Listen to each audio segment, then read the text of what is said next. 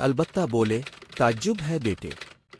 خدیجہ قریش کی معزز خاتون مال و دولت اور جاؤ منصب والوں کو ٹھکرا دے اور تم کو اپنا شوہر بنانا پسند کر لے۔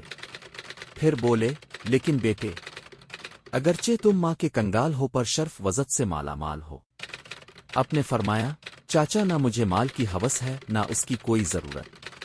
پھر ابو طالب نے بھائیوں کو ساتھ لیا اور خدیجہ کے چچا عمرو بن اسد کے پاس گئے۔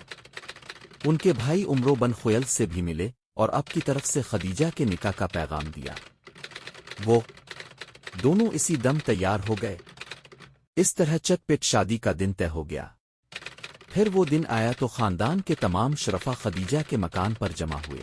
ابو طالب نے خطبہ نکال دیا۔ خطبہ بہت شاندار تھا۔ اس سے اندازہ ہوتا ہے کہ اب کے بڑے اب کے اخلاق اوصاف سے کس قدر متاثر تھے۔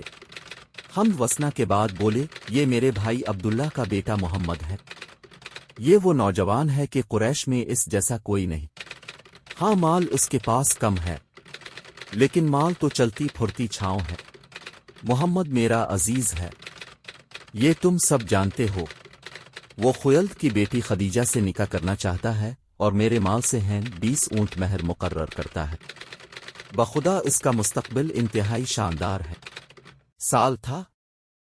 اس طرح یہ مبارک تقریب انجام پا گئی اور خاتون قریش امین قریش کے گھر آ گئی۔ اس وقت حضرت محمد کی عمر 25 سال 2 ماہ 10 دن تھی اور بی بی خدیجہ کی عمر 40 تھی۔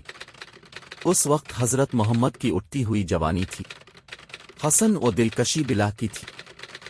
گورا گورا رنگ ملاحت لیے ہوئے، مسکراتا ہوا نورانی چہرہ، ہلکی گولائی لیے ہوئے، قد درمیانہ، نہ تو پستہ قد اور نہ بہت زیادہ لامبے، بڑا سر جس پر سیاہ گھنے بال، گھنگھریالے چوڑی پیشانی جس سے غیر معمولی عظمت ٹپکتی، باریک باریک بھومیں ایک دوسرے سے جدا، کچھ خمدار اور بھری ہوئی۔